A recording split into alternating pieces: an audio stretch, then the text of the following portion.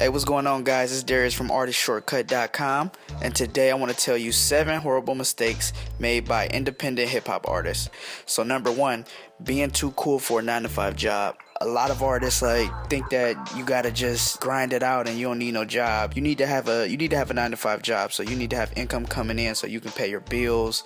You can, fund your career, and you still gotta live no matter if you in grind mode or not. So you still want to be able to go out, kick it, and refresh your mind.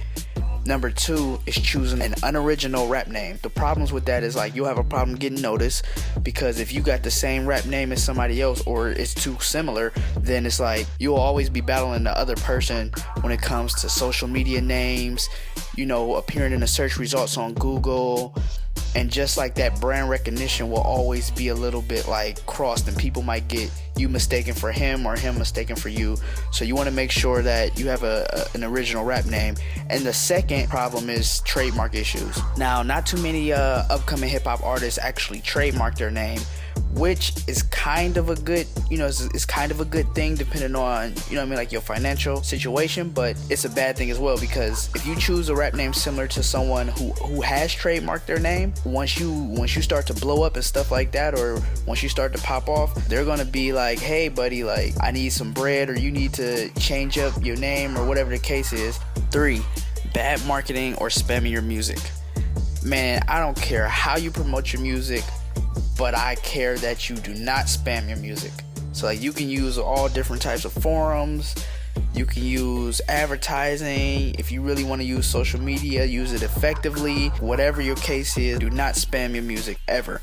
Not only will that kill your brand, but it's annoying, and nobody, you'll just lose respect instantly for that.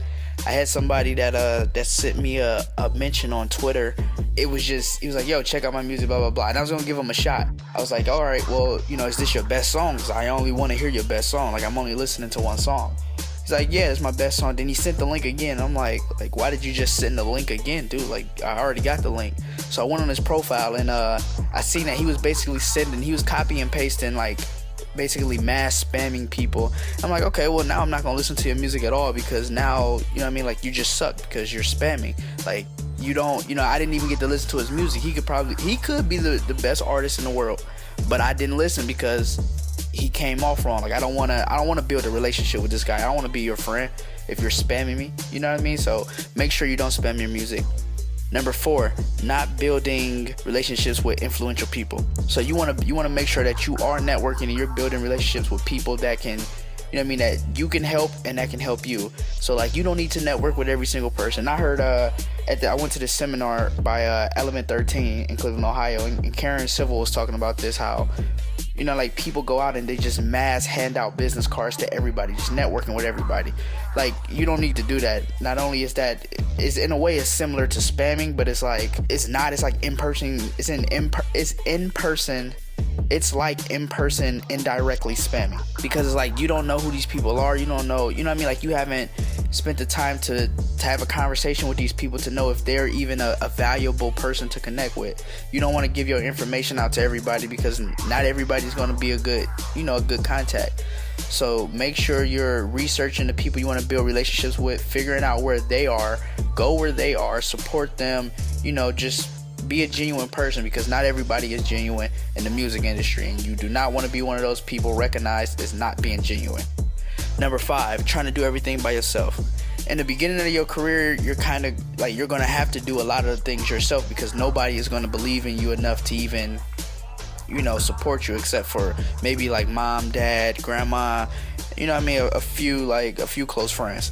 So make sure that as you grow, as you build music, as you create music, I should say, and grow your career, that you start selling yourself to people and building a team, because it's going to be so much easier when you can delegate tasks that's not necessarily worth your time, that you shouldn't be doing this, because you're technically the CEO. So as the CEO, you shouldn't be doing certain tasks that can be done by almost anybody. So make sure that you don't get caught up in trying to do everything by yourself, or you'll never really grow as a hip hop artist.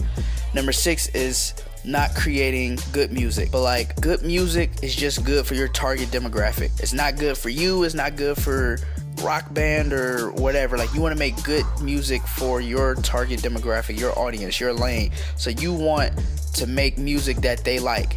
And to be honest, sometimes it doesn't even have to be good. Like, there's going to be music that you think sucks that they love, which if they love it is technically good music. Or it's going to be music that you love and they hate. Well, they hate it, so technically it's bad music.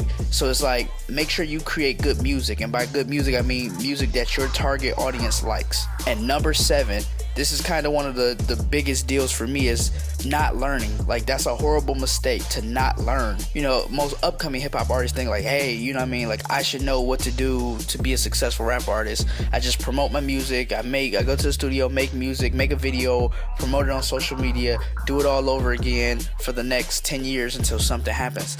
You know what I mean? Like, you're missing out on a whole thing of information. So it's like, you want to know where to promote my music, how can I reach my target demographic, my target audience, how do I figure out my target audience, who can I associate myself with that can give me this knowledge, or what can I Google to figure out this information. And that's kind of like what I created Artist Shortcut for, just to be a platform for hip-hop artists to be able to go on and be like, oh, I didn't know that I can learn how to network with people, or I didn't know I can learn how to promote my music correctly, or I didn't know I can go here and learn how to reach out to different platforms or people and whatnot. So it's like, you want to make sure that you're constantly learning and you're constantly improving yourself, because the more you know, the easier like becoming a successful hip-hop artist will be for you. So that is the 7 horrible mistakes made by independent hip-hop artists. My question for you is, what mistakes do you personally see independent hip-hop artists make? So I'm kind of curious, like, as a hip-hop artist, you're probably already out in the field. You probably can tell me 10 different mistakes that you constantly see on a daily basis, whether it be spamming,